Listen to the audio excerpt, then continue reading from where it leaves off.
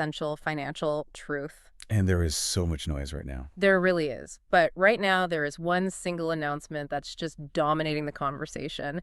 And honestly, it's causing a lot of anxiety, but also a lot of hope for millions of Americans. That's exactly right. We're focused today on a pretty major financial update. We're talking about the possibility of a new, a really substantial direct payment. A dividend, they're calling it. Yes, a dividend of $2,000, maybe even more, that has been discussed at the very highest levels of government. So, this isn't just a theory. This is a live, ongoing discussion. A discussion about delivering, crucial money directly to you. Exactly. And this specific proposal, it's made massive headlines. You can't miss it. Of course. The scale of the payment is huge. It is. But for our community, and we mean for those of you relying on Social Security, on SSI, SSDI, or VA benefits, the core question is, well, it's simple and it's really urgent. It's always the same question, isn't it? It is. Will this money finally reach retirees?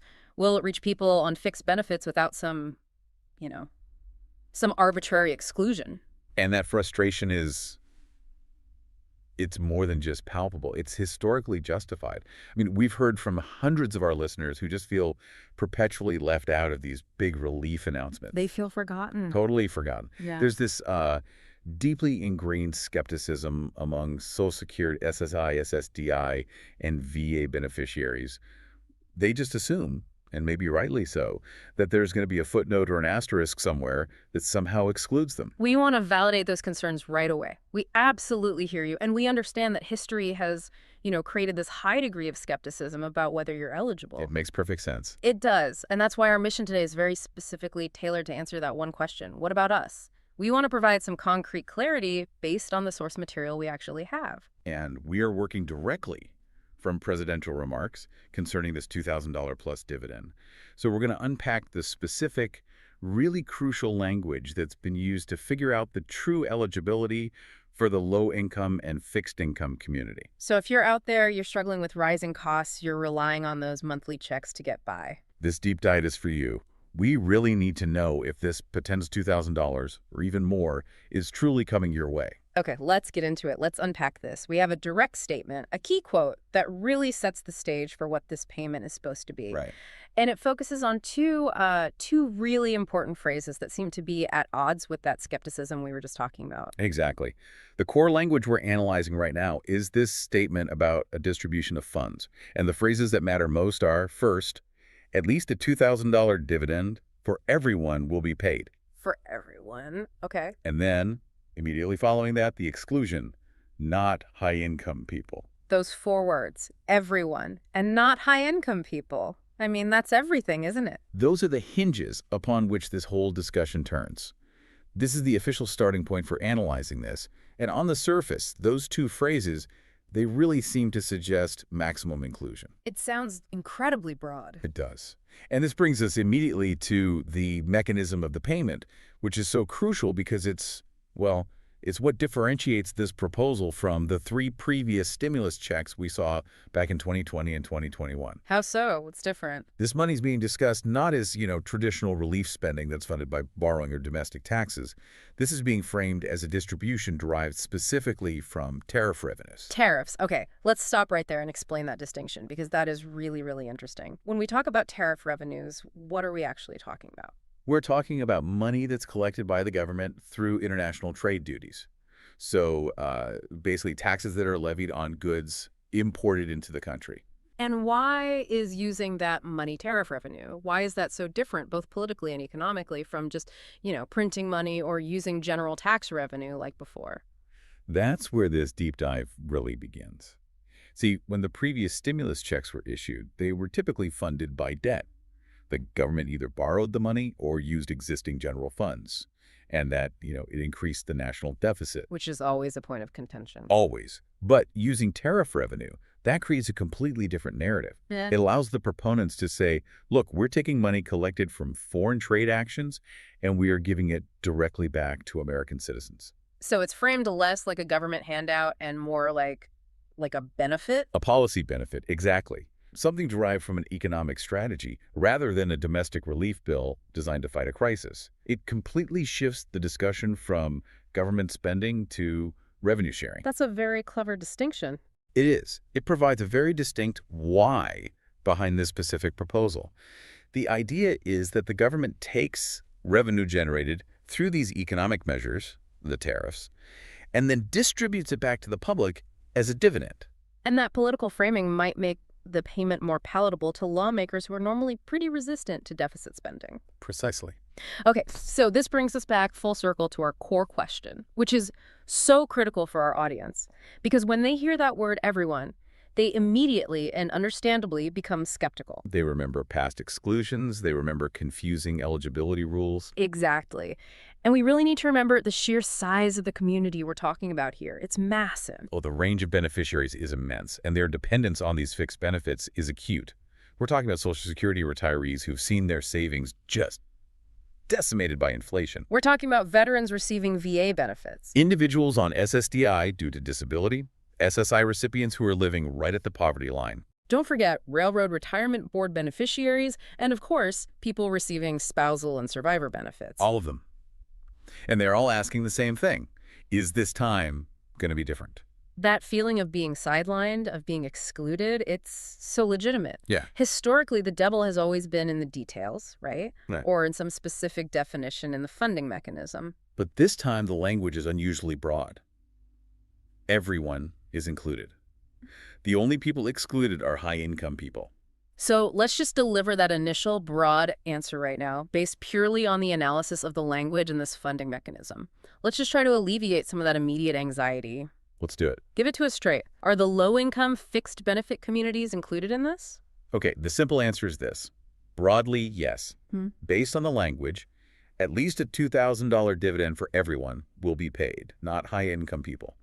There's absolutely no reason these groups would be excluded. There's a big condition there. There is, provided their income is below the eventual threshold. That is the critical distinction we have to hammer home. Eligibility is not tied to your benefit type. It is tied purely to your income level. Right. It's income-based, not benefit-based. They just don't typically structure these laws to say everyone gets this except, the people who rely on Social Security for a living. Yeah. That's not how it works. That would be political suicide. Exactly. The current proposal, as we have it, focuses only on excluding high-income earners. So if you're a Social Security recipient or a low-income recipient of SSI or SSDI, you are, by definition, the community this payment is designed to support. You are the non-high-income bracket. So we've established that the eligibility, at least in theory, is broad. So now we have to zoom in on that one crucial phrase that determines everything. Not high-income people. That definition holds the key to the vault. And this is where we really need to focus our critical thinking and apply some historical data. Because the entire eligibility question hinges on how the government defines a high-income person for this specific purpose. This is the only barrier. The only barrier mentioned in the proposal. It makes that income threshold the absolute immovable dividing line. Okay, so let's establish some serious historical context here, because that's really the single best predictor we have for what lawmakers consider high income when they're designing these kinds of payments. We don't have the current threshold defined yet, no, but we have excellent precedent from those three prior major stimulus checks. Back in 2020 and 2021. Exactly. So to project the likely cutoff for this $2,000 plus dividend, we have to do a deep dive into the historical cutoffs that the IRS used. And those past checks, they relied on a metric called adjusted gross income. AGI. AGI, yes. Let's pause right there because AGI is such a crucial term, but it causes a lot of confusion, especially for seniors who might not file taxes or who might be confused about how their benefits even factor in. So in simple terms, what is adjusted gross income? Okay, simply put, AGI is your total income. So that includes wages, interest, any capital gains, retirement distributions, and in some cases, the taxable portions of your Social Security. And then you subtract certain allowable deductions. For most people on fixed income, their AGI is very, very low. Why is that? Because the majority of their Social Security income may not even be taxable, or they might only have some modest pension income on top of it. So the number ends up being quite small. So AGI is the number the government used in the past to decide who was high income. Let's look at those historical AGI cutoffs. What were they? Okay. For the first stimulus check in 2020, the one for $1,200. I remember that one. The individual threshold for the full payment was an AGI of $75,000. But the payment didn't completely phase out. It didn't disappear. until an individual's AGI hit $100,000. 100,000. So the first standard for high income was effectively $100,000. That's a key figure. And 100,000 for an individual, I mean, that felt pretty inclusive at the time. It did, but that standard shifted, and it shifted quickly. By the time we got to Stimulus Check 2, the $600 one, and Stimulus Check 3, the $1,400 one, Right. the threshold had been lowered substantially. And the idea was to target the relief more stringently toward lower-income Americans. So what did it drop to? Well, the threshold for the full payment, it stayed at $75,000 for individuals, but the maximum phase-out point was dropped sharply. The payment often ended completely for individuals making above, say, $80,000 or $90,000. So why did they drop that threshold, that reduction from 100,000 down to around 75,000 as the starting point for that phase out? I mean, that's a significant political move. It really is. And it speaks to the political drive to make sure that these relief funds are highly targeted. The lower you set that AGI threshold, the fewer middle and upper middle class people receive the money. Which saves the government money overall. It saves money, and it theoretically lets them focus the impact on those most acutely in need, which of course includes our fixed income community. But hold on, you raised a really interesting point earlier. This $2,000 dividend is coming from tariffs. It's a totally new funding mechanism for this kind of widespread relief. It is. So why are we relying so heavily on the old IRS stimulus rules for the income cutoff? Couldn't they define high income using a completely different metric this time? Maybe, I don't know, net worth instead of AGI. That is a brilliant question. I mean, it gets right to the heart of the uncertainty here. And while it's true the funding mechanism is new, the logistical mechanism for actually distributing the money, Getting it to people. that is almost certainly going to be the IRS. Because they're the ones who hold the records needed to verify income through tax data. And that's true even for non-filers who get benefits. So trying to change the metric from AGI to something like net worth would be a nightmare. An administrative nightmare. It would introduce impossible complexity and, significant delays. It's just not practical. So tradition and just administrative ease suggests that $75,000 individual AGI mark is still the most likely standard for triggering the phase-out. Or perhaps even that higher $100,000 mark just for the sake of political expediency. It's hard to say for sure. It is. But we're operating under the highly probable assumption that the definition of high income will be at or very near that $75,000 to $100,000 AGI range for individual. And for married couples. Likely double that. So $150,000 to $200,000 for married couples filing jointly. And this is the critical connection point for our audience. We need to relate these numbers directly to the reality of being a Social Security, SSI, SSDI, or VA beneficiary. Let's be blunt about it. For the vast, vast majority of our fixed income listeners, the retirees, the survivors, the disabled individuals, the low-income veterans, the notion of earning an adjusted gross income of $75,000 or more per year. It's just not their reality. It's simply non-existent for most. We can say with a lot of confidence that if you are living primarily or solely on fixed benefits, you are highly unlikely to be anywhere near that threshold. Think about it. Even someone who's receiving the absolute maximum Social Security benefit, which is around $3,800 a month right now. Which is very rare. Very rare. Yeah. But even they only bring in about $46,000 a year. And not all of that is even taxable, which lowers their AGI even further. So that's why the language is so reassuring. Eligibility hinges purely on income. The law doesn't exclude Social Security beneficiaries as a group. It excludes high-income earners. So if you're in the fixed income community, you are, by definition, intended to be included in this. The only way a Social Security recipient might be excluded is if they have substantial other income. Maybe a big pension, significant investment income, or a large second job that pushes their AGI over that expected $75,000 to $100,000 cutoff. And that is, as you said, a very fortunate and very small minority among this population. Okay, so we've established that based on income history, the vast majority of our audience should be eligible. So now let's tackle some of the administrative and logistical myths that always pop up. Especially the ones about tax filing. That is a major source of confusion for older Americans. Myth number one, the one that always produces so much anxiety. I don't file a tax return, so the government doesn't know who I am, and this payment isn't for me. Right. This misunderstanding, it's rooted in decades of tax procedures, but it needs to be completely, thoroughly eliminated. It really does. This concern has to be fully addressed and just dismissed with authority. Filing a tax return has absolutely nothing to do with eligibility or the distribution of this $2,000 plus dividend money for the fixed income population. So whether you file a Form 1040 or not, It is completely irrelevant to receiving the payment. tell us why that is. If it's not from a tax return, where is the government getting the information? Because if you are a fixed income beneficiary, if you're getting Social Security, retirement, SSI, SSDI, or VA benefits, the government already has all your essential payment information on file. It's managed by the SSA or the VA? Oh, the Railroad Retirement Board, exactly. They already have it. So they already know your direct deposit bank account details. They know if you use a direct express card. They know your current address for a paper check. Correct. They don't need the IRS to tell them where you live or where to send the funds.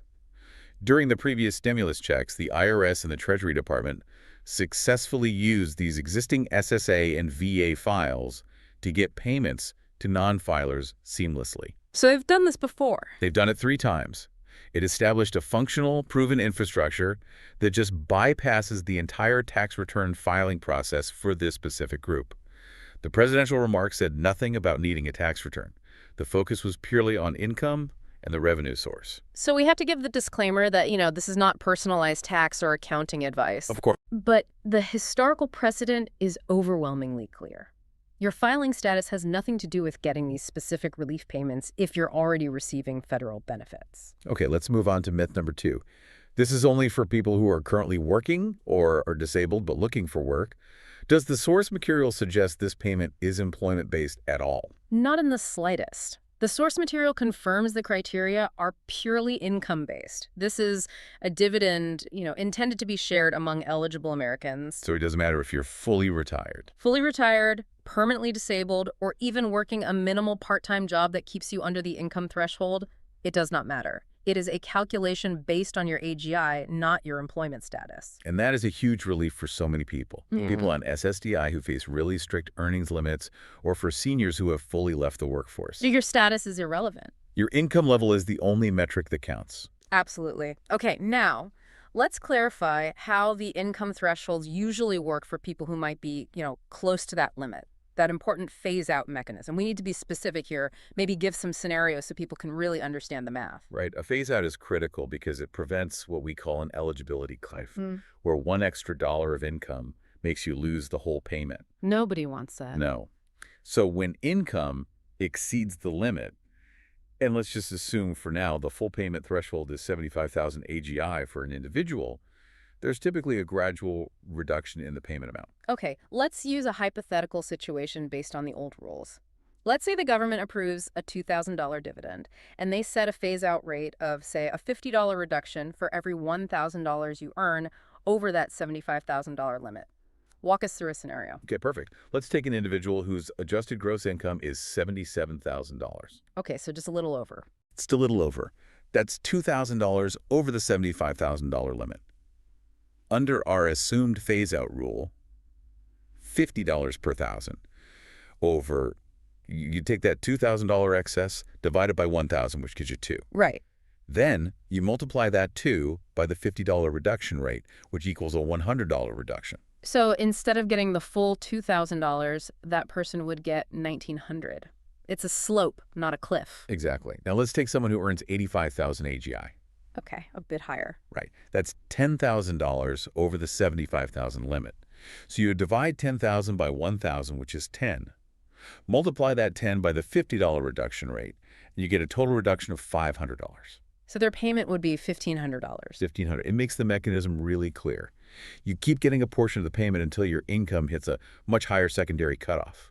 In this case, it would be an AGI of $115,000, where the $40,000 overage would zero out the $2,000 payment. And the takeaway for the fixed income community here remains the same. Absolutely. For the vast majority of people relying only on fixed income, this phase-out is not a concern whatsoever. Yeah. I mean, if you're having to worry about hitting $75,000 or $100,000 in AGI, you are already in a very fortunate minority among fixed income beneficiaries.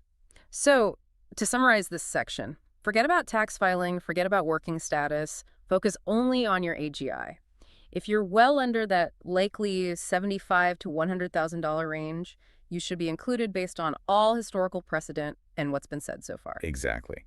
But now we do need to discuss the gotchas. Right. These are the specific conditions that historically have made recipients ineligible or resulted in the payment being offset. An offset just means the government legally keeps the money to settle a debt. This is essential information because these factors can severely impact some recipients. Let's start with the big one debt that you owe directly to the federal government, back taxes. Yes, if a recipient owes back taxes to the the government can, and very likely will, exercise its right to keep the funds from this dividend payment and apply them against that outstanding tax liability. This is called a federal offset. It is, and it's standard procedure for federal payouts that are administered through the Treasury Department. It's important to understand this isn't some kind of surprise attack. If you owe the government, they often collect before they cut you a check. That's a really crucial nuance. It'll only impact a smaller subset of the population, but it's a clear warning for those it does affect. What was the second major federal offset we saw during the last distributions? Past due child support. During the previous stimulus check distributions, the law allowed for individuals with outstanding past due child support obligations to have those checks offset. So the money was taken. The money was taken and then redirected to the custodial parent or the appropriate state agency to cover that owed support. So these two federal offsets back taxes and past due child support are the two major historical pitfalls that we really need to watch out for. Right. And while they don't impact the majority of beneficiaries, they are key nuances, and they often cause a lot of heartbreak for those who are expecting the money, only to find out it was intercepted. Okay, so now we have to step into the critical area of protections. Since the specific legal language for this dividend isn't finalized yet, we have to talk about what Congress usually does for relief payments to this specific fixed income population. We're talking about protection from private debt garnishment and clarification of taxability. And this is maybe the most critical financial protection detail for low-income beneficiaries. We need two major confirmations, right? Two, first, will the payment be considered taxable income?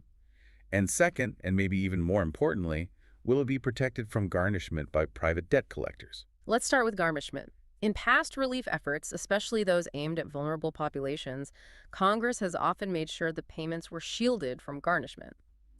Why is that protection so vitally important for someone on Social Security or SSI who might have, say, medical or credit card debt? Because if the payment is not explicitly protected by the final legislation, a private debt collector could legally seize those funds the second they hit the recipient's bank account. Wow. There are critical laws, like 42 U.S.C. Section 407, that protect most Social Security and SSI payments from garnishment. But this new dividend, since it's from tariff revenue, it might be seen as a separate type of federal benefit. It has to be explicitly protected in the new law. So if that $2,000 lands in an account unprotected and the recipient owes, say, $5,000 in old credit card debt, the bank could potentially just freeze or seize that money. They could. And the entire intention of providing breathing room and dignity is just completely undermined if the funds end up in a debt collector's hands. It defeats the whole purpose. Absolutely. The legislation must include specific language stating that this $2,000 plus dividend is exempt from the claims of creditors. We have to monitor this very closely. And what about taxability? We need clarity there, too. Previous stimulus payments were tax-free. They were essentially a refundable tax credit. We expect the same treatment for this dividend to maximize its benefit, but it has to be confirmed. Okay, now let's move to perhaps the single greatest source of anxiety for our SSI and means-tested audience: how this payment interacts with other programs. Like s.n.a.p, Medicaid, or housing assistance, yes. This is a critical detail that's completely missing right now, and the lack of clarity, it poses an immediate threat to the eligibility of the most vulnerable recipients. We're talking specifically about means-tested programs, which are defined by very strict limits on both your income and your resources, meaning your assets. Can you define means-tested programs and explain the specific crisis a $2,000 payment could create for someone in them? Sure. Means-tested programs include supplemental security income, or SSI, s.n.a.p, which is food stamps, certain Medicaid benefits, and housing assistance. For SSI, for example, the resource limit, the amount of money or assets you can have in the bank, is often only $2,000 for an individual. Wait a minute. So if someone on SSI currently has, say, $1,500 in their bank account and they get this $2,000 dividend, they are instantly at $3,500 in resources. so they are now over the $2,000 resource limit. Precisely. And that temporary increase could, in theory, immediately jeopardize their eligibility for SSI. Yeah. And losing SSI usually means losing your Medicaid coverage, too. That is a catastrophic scenario. Receiving a $2,000 dividend only to lose your essential healthcare or food benefits. It's the worst-case scenario. So what's the historical solution? What has Congress done in the past to protect this population? They include specific language in the relief bill, language that states the payment does not count as income or as a resource for the purposes of these means-tested programs for a specific period of time, How long? usually 12 months. It's known as an exclusion period. This 12-month grace period allows the recipient to spend the money on immediate needs, bills, food, medicine, without being penalized by the stringent asset tests of SSI or s.n.a.p. This detail feels non-negotiable. If that 12-month exclusion period isn't in the final legislation, this dividend could cause way more harm than good for the lowest income recipients. It is the single most important safety net provision we are looking for in the final text. We need confirmation that the payment will be tax-free, protected from garnishment, and excluded from resource calculations for means-tested benefits. So we have two major logistical worries based on historical patterns that lawmakers must provide clarity on before this money is sent out. We've established eligibility is broad, but the protections are still pretty hazy. They are, and we have provided a lot of solid answers based on precedent and the source language, but we have to be completely transparent about the outstanding unknowns. This situation is fluid, and certain key elements are still being debated or defined. And the single most important unknown right now is the official final definition of high income for this specific proposal. That's the one. We've used that historical $75,000 individual AGI threshold as our best guide, but the final legislation, when it's written and passed, that's what will define the true cutoff. And that definition is everything. If, for example, due to political pressure from groups advocating for lower-income Americans, they set the threshold even lower, say, $50,000. That would change things? It dramatically changes who's included, although it would still largely encompass the fixed-income community. Conversely, if they raise it to $125,000, far more middle-income people would be included. We're just waiting for lawmakers to give us that specific financial detail. And it's important to acknowledge the reality of the legislative process. I mean, information is changing daily. We are currently waiting for lawmakers to provide all these specific details. Official income thresholds, potential payment dates. Right. Will they use birth dates like Social Security does? Will they just lump it all together? And the specific language addressing the protections and the offsets we just talked about. We're really in the policy development phase of this potential payment. We know the proposal exists. We know the source of the funding is tariffs, and we know the general intent is to include everyone except high earners. But the regulatory plumbing, the how and when of it all, is still being finalized. Let's try to position this potential payment within the broader context of, advocacy for fixed-income individuals. This audience doesn't just need one-time checks. They need long-term stability and structural reform. That's the bigger picture, absolutely. Is this potential $2,000 plus dividend just a one-time fix to address the current inflation crisis? Or is it part of a bigger push for more permanent structural change? You mean like the cost of living adjustment? Exactly. Advocacy groups have been putting sustained pressure on Congress to address issues like the insufficient COLA formula. Because that calculation often fails to capture the true inflation that seniors experience, right? Especially the steep rise in medical and housing costs. It does. A $2,000 check provides temporary relief, which is wonderful, but it doesn't fix the underlying problem of inadequate annual adjustments. So this is breathing room. It's breathing room, yes. But we need systemic changes, too. And the economic reasoning behind this dividend, tying it to tariff revenues, is a very distinct policy move. It's aimed at community relief, distributing wealth collected via trade policy.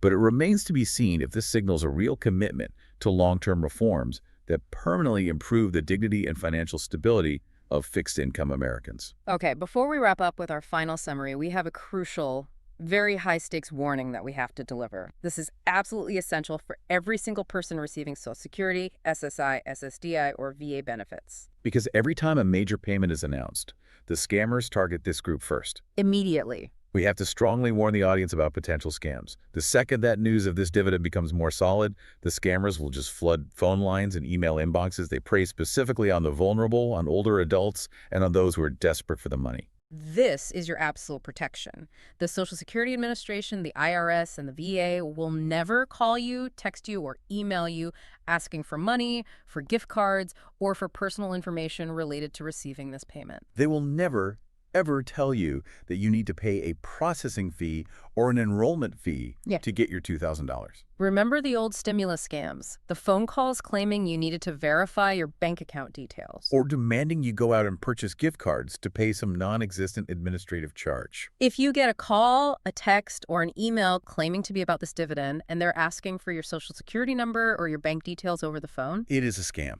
100% of the time. Hang up immediately, delete the message, and rely only on official letters sent through the physical mail or on verified government websites. You have to protect your identity and your money. Okay, that brings us to the summary of this comprehensive deep dive. We've covered a tremendous amount of ground. We've hopefully alleviated some anxiety about basic eligibility, but also highlighted the critical unknowns that are still out there. Let's reinforce the most important facts we discussed today, the non-negotiables. First, the potential payment amount is substantial, $2,000 or more. This is real money being discussed. Second, eligibility is broad. Based on the language of everyone and not high-income people, Social Security, SSI, SSDI, and VA beneficiaries should absolutely be included as long as their income is under that likely $75,000 to $100,000 individual AGI threshold. Third, pay close attention to those two key federal offsets we identified. If you owe back taxes to the federal government, or if you have past due child support obligations, your payment may be intercepted before it ever reaches you. And fourth, the urgent need for clarity on protections. We are still waiting for that official definition of high income, as well as confirmation on critical safeguards for garnishment, and most importantly for our most vulnerable listeners, that 12-month exclusion from means-tested benefits like SSI and s.n.a.p. We understand that these potential payments can be life-changing. They offer much-needed breathing room to cover utilities, medical costs, overdue rent. We are committed to being your trusted guide, breaking down all this technical language into clear, actionable, and empathetic information every single step of the way. Now for our final provocative closing thought. This entire payment, as we've said, is tied to tariff revenues. It's tied to international trade policy, not traditional domestic spending. So if the funding mechanism for widespread community relief is now structurally tied to trade revenue, what does that imply about future payments?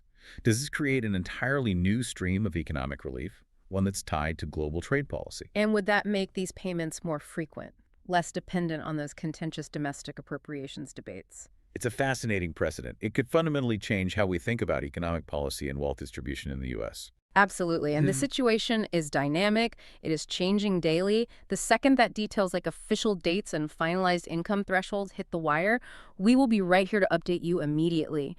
We strongly encourage you to subscribe and turn on your notifications so you never miss a crucial financial update. And please, share this deep dive with family or friends who are also relying on these fixed benefits. We appreciate your trust, and we'll be here for you every step of the way, providing clarity. Okay, we are hitting the ground running today with some really big financial news, a development that could affect millions. Absolutely. We're talking about a potential $2,000 payment. Right, a $2,000 dividend targeted directly at low and middle income Americans, the folks perhaps struggling the most right now. And this isn't just like some think tank idea floating around. Oh, not at all. This is coming directly from recent very public statements, posts and endorsements from the president. Yeah, so the idea is an immediate cash boost. Call it a dividend, a rebate, maybe a stimulus check, whatever term you prefer. But the key thing, the really important part for our listeners, is who it's aimed at. Exactly. It's specifically looking at people on fixed incomes. So think Social Security, SSI, SSDI, veteran benefits too, millions of people. The potential eligibility here, that's the strongest signal we've seen in a while for this kind of direct payment. It really is. So if you're low income or maybe middle income, this payment, and it's a substantial $2,000 per person we're talking about, this could genuinely be for you. Which is why we need to unpack it carefully. That's our mission for this deep dive, really.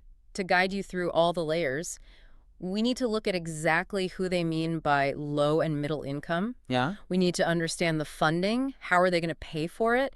It's tied specifically to this idea of massive tariff income. Which is a whole topic in itself. Definitely. And then there are the big questions, the really crucial ones. Is this politically actually going to happen? Does the math even work? And maybe most importantly for you listening, what about protections? Will this money actually help? Or could it mess up your current benefits? Those legal safeguards are vital.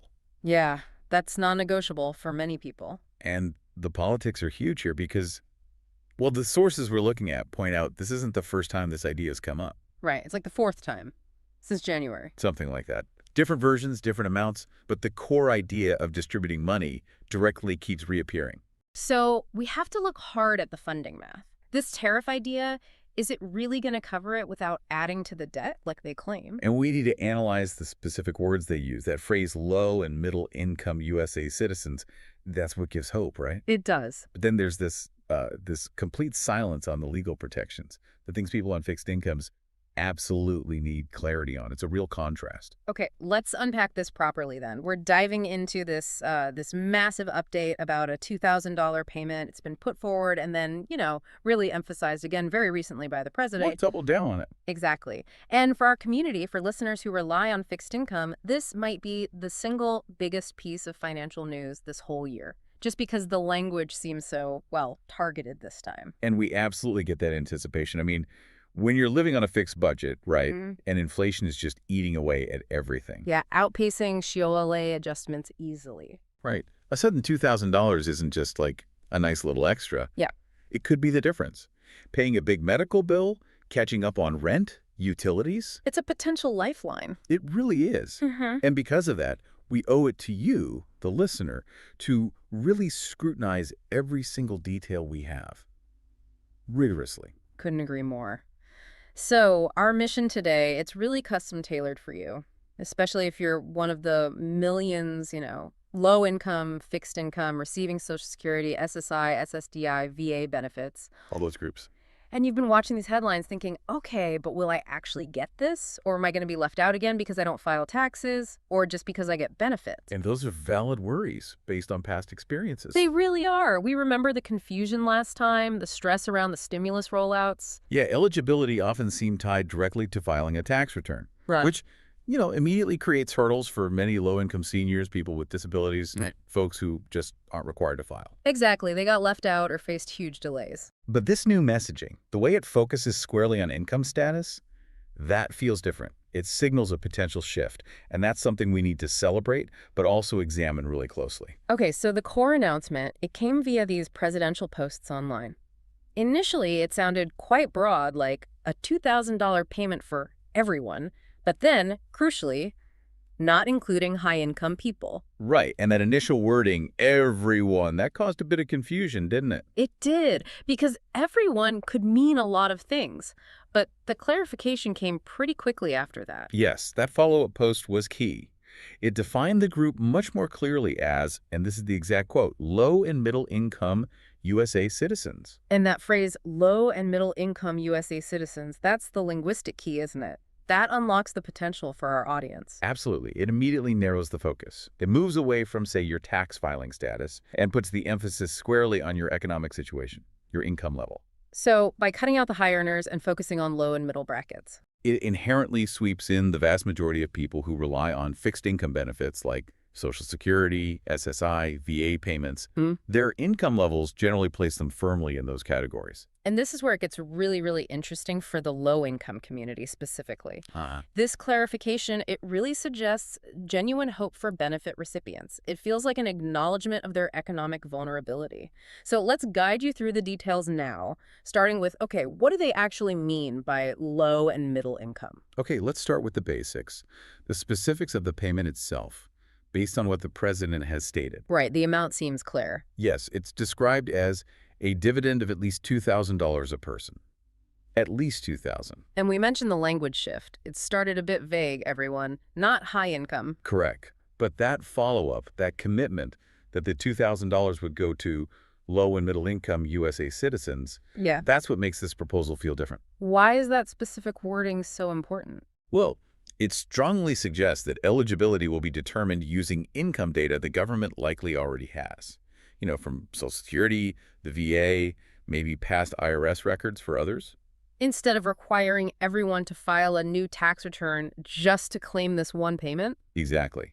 which, as we discussed, was a major hurdle for the fixed income community in the past. Yeah, absolutely. For years, seniors, people with disabilities living solely on benefits, often falling below that income level where you even need to file taxes. Which is a pretty low threshold for most seniors. Right. They face these complicated delays. Sometimes they were just excluded entirely from payments distributed mainly through the IRS tax system. So the significance of explicitly saying low and middle income, it's potentially profound for this community. It feels like it. It strongly suggests these groups are the intended recipients. Yeah. And that the method of getting the money out will probably leverage existing data from agencies like the Social Security Administration or the VA, not just the IRS. So it shifts the focus away from the technicality of did you file taxes? Exactly.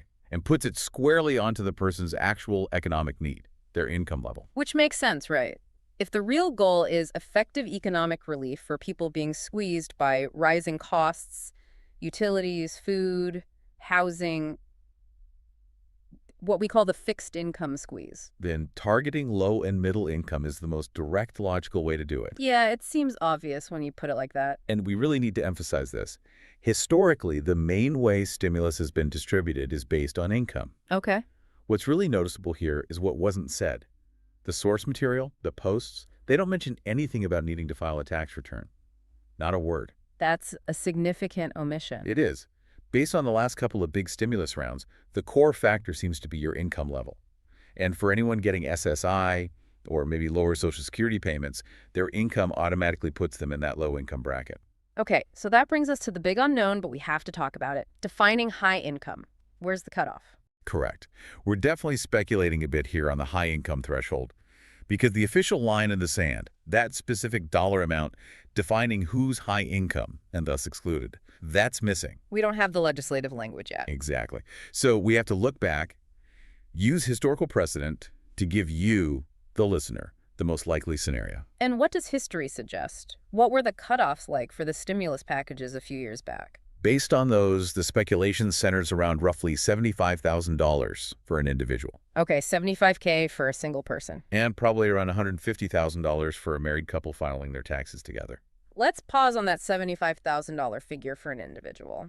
Why is that number so critical for our listeners, particularly those on fixed incomes? Well, because the vast majority of people receiving fixed benefits fall dramatically below that level. Dramatically. Even someone getting the absolute maximum Social Security retirement benefit possible is still well under $50,000 a year. Right. And SSI recipients, by definition, have almost no other income to even qualify for SSI in the first place. So that $75,000 threshold, it acts like a really big reassuring buffer. Right. If they set the cutoff much lower, say, I don't know, $35,000 or $40,000. It would start cutting into the middle class, maybe even some higher Social Security earners. Exactly.